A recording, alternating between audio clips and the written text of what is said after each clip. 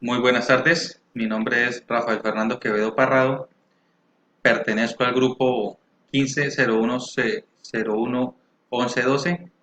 Estamos en la fase 5, propuesta final. Mi tutor es Luis Javier Toro. A continuación vamos a hacer el desarrollo de la fase 5. Primer punto nos dice por qué el tema elegido desde la segunda actividad es una temática que se debe abordar. Resulta imposible ignorar un fenómeno que cada día tiene más relevancia y es la migración, pues es un problema que no solo afecta a México y Venezuela, sino al resto del mundo. La migración está acompañada por otros fenómenos como la inseguridad, la pobreza, la desigualdad social y la educación. Todos ellos representan escenarios adversos al bienestar social y por ende requieren una atención inmediata. Los discursos que habitualmente ocupan los titulares de los periódicos es el de la construcción del muro en Estados Unidos y México, y el de las caravanas desbordadas de migrantes procedentes de Centroamérica o del norte de África. Pero paralelamente a estas noticias existe también otra realidad absolutamente contundente de la que se oye hablar mucho menos. Las economías de Estados Unidos, Japón, Alemania o incluso China necesitan inmigrantes para asegurar su futuro.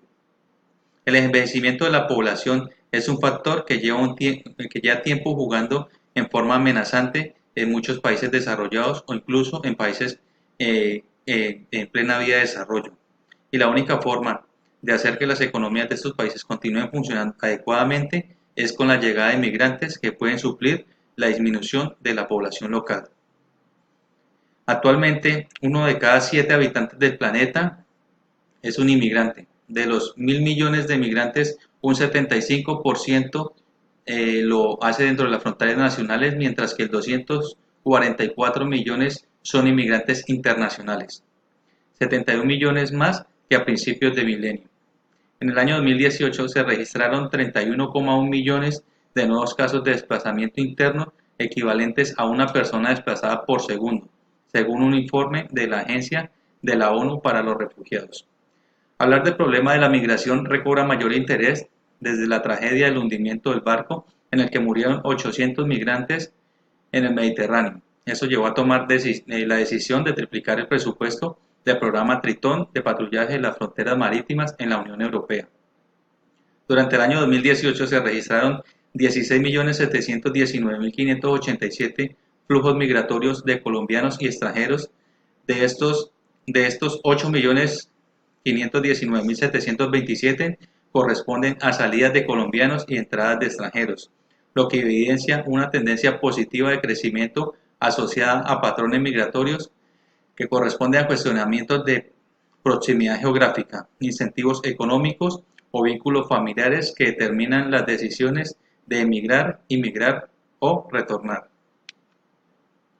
El número de inmigrantes internacionales a nivel global ascendió en la actualidad a 271 millones, un registro que indica un incremento de 51 millones de personas desde el año 2010. Pese a que el número de inmigrantes internacionales en todo el mundo representa una porción bastante pequeña respecto a la población total, está aumentando del 2,8% en el año 2000 al 3,5% en el 2019, lo que significa que en los últimos años el número de inmigrantes internacionales ha crecido más rápidamente que la población mundial. En Colombia ya hay más de 1,4 millones de venezolanos. Este martes Migración Colombia dio a conocer su boletín más reciente sobre la población venezolana en el país, del total de migrantes en el país. Siguiente punto es la relación entre el tema anterior abordado y su pregunta de investigación formulada en la fase 4. La relación sobre el derecho humano al trabajo de los inmigrantes y la pregunta ¿por qué los salarios de los trabajadores inmigrantes son los más bajos? Es de suma importancia puesto que en el artículo se relacionaba de darles a los inmigrantes el derecho a un trabajo digno y bien remunerado, pero en la realidad no se les otorga, sobre todo por la falta de documentación y su ilegalidad. Los millones de inmigrantes que llegaron a la fuerza laboral durante los 25 años anteriores a la gran recesión hombres que lavan platos en la cocina de los restaurantes, mujeres que vacían los botes de la basura en los edificios de oficinas, mejoraron de modo importante las vidas de los estadounidenses. Los inmigrantes poco calificados también son consumidores de bienes y servicios hechos en Estados Unidos, y su mano de obra barata aumenta la producción económica y reduce los costos. Por ejemplo, muchos meseros y recepcionistas de los restaurantes de Nueva York deben sus trabajos a los migrantes con sueldos bajos que lavan platos y cortan las cebollas. La cosecha de fresas en las costas de California debe su existencia a los inmigrantes recolectores y sus bajos sueldos. De alguna manera, estos inmigrantes están manteniendo a los estadounidenses que tienen mejores salarios trabajando en la cadena de la industria de fresas que va del campo al mercado. Cuando se contrata, transporta y emplea a trabajadores migratorios en desafíos de la ley, sus derechos y libertades fundamentales corren mayor riesgo. La pobreza masiva, el desempleo y subempleo existentes en muchos países en desarrollo ofrecen a empleadores y agentes privados sin escrúpulos un terreno fácil para la contratación.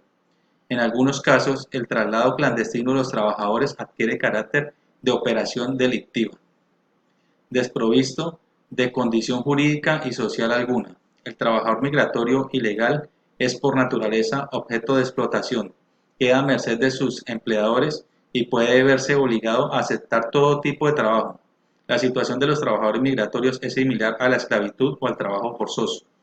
El trabajador migratorio ilegal rara vez trata de buscar justicia por temor a ser descubierto y expulsado, y en muchos países no tiene derecho de apelación contra decisiones administrativas que le afectan. Tercer punto, enunciar de manera breve un resumen de los artículos revisados para la realización de la fase 2. Entonces, el primer artículo que encontramos es el análisis de las narrativas sobre el desarrollo, el cual se centra sobre la seguridad alimentaria y soberanía alimentaria en Colombia y Bolivia.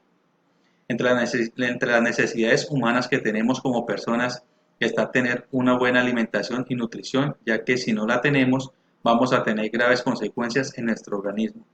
El no tener una seguridad alimentaria, ya sea por los altos costos en los precios de los alimentos, que hace que dichos alimentos no sea de fácil acceso para las personas de bajos recursos, campesinos y desempleados, al no tener cómo alimentarse o alimentar a su familia, puede ocasionar que haya una desnutrición severa en los más pequeños, que serían los niños y niñas. Antes del auge de las importaciones, el campesino aportaba alimentos a la canasta familiar en un equivalente al 35%. Alrededor del 70% de la producción de los alimentos era generada por los campesinos.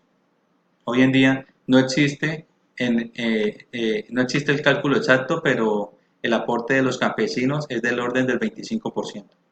Desde la revisión de los discursos de seguridad con soberanía alimentaria de Bolivia, se muestra gran afinidad de su constitución y marcos normativos con las reivindicaciones y peticiones presentes en el proceso de liberación de la madre tierra. La propuesta del proyecto alternativo de ley de desarrollo rural y reforma agraria, impulsado por las organizaciones campesinas vinculadas a la MUA y los pliegos de la Cumbre Agraria, Campesina, Étnica y Popular.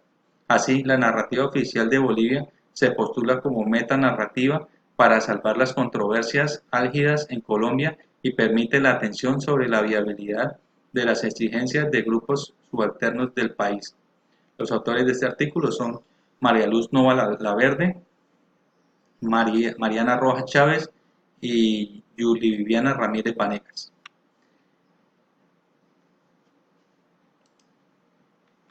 El segundo artículo es la seguridad alimentaria en México.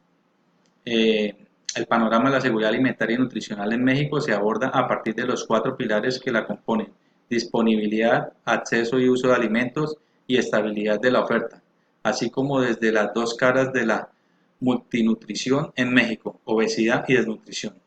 Los datos se analizan a partir de los indicadores de seguridad alimentaria de la Organización de las Naciones Unidas para la Alimentación y la Agricultura, de la Escala Mexicana de Seguridad Alimentaria, EMSA, y de la Encuesta Nacional de Salud y Nutrición 2012.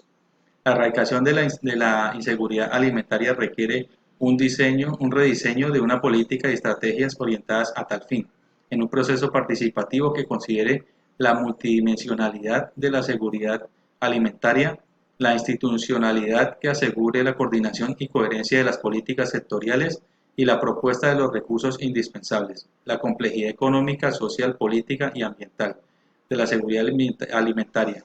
Demanda una participación amplia en el debate sobre las distintas opciones que se tiene para asegurar una disponibilidad suficiente, estable, inocua y sustentable de alimentos. El autor de este artículo es Nuria Urquía Fernández. El artículo número 3 es sobre el trabajo decente, el nuevo paradigma para el fortalecimiento de los derechos sociales. El artículo presenta la propuesta del trabajo decente de la Organización Internacional del Trabajo OIT como una alternativa para revalorizar el trabajo a través del fortalecimiento de los derechos sociales de los trabajadores.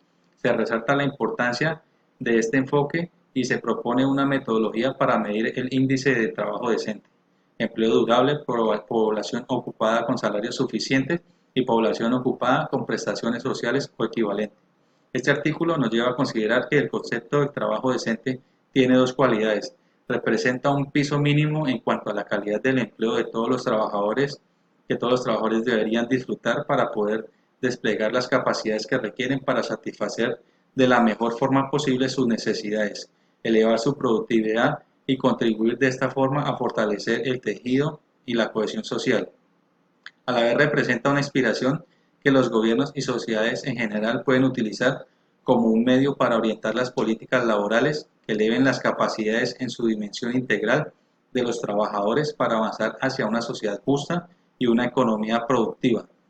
Los autores de este artículo son Elizabeth Gálvez Santillán, Estela Gutiérrez Garza y Esteban Picasa Palencia.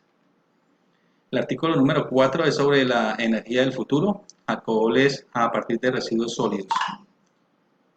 El presente artículo tiene como objetivo presentar un panorama ambiental, técnico y económico de la producción de bioalcohol a partir de la fracción orgánica de residuos sólidos urbanos, tema que ha sido trabajado en investigaciones conjuntas con la Universidad de Castilla-La Mancha en España y completado con otros desarrollos realizados a través de la línea de investigación de residuos sólidos de la Universidad EAN, con el apoyo de estudiantes de especialización tanto en gestión de residuos sólidos como en finanzas y negocios internacionales. El aprovechamiento de los residuos sólidos orgánicos genera un alto impacto ambiental positivo en países en vía de desarrollo. Por lo tanto, la contribución en el manejo de estos residuos para generar productos de valor agregado permitirá generar opciones de aprovechamiento que aporten al desarrollo no dependiente de hidrocarburos de estos países. Los residuos sólidos orgánicos son abundantes en nuestra región latinoamericana, representando la fracción de mayor porcentaje. Tan solo una mínima parte de ellos es empleada y valorizada. Por ello es vital desarrollar nuevos procesos y crear nuevas cadenas productivas. Los autores de este artículo son Martínez José Alejandro, Montoya Nancy y Sierra María. Bueno, espero que este video sea de su agrado y muchas gracias por su atención.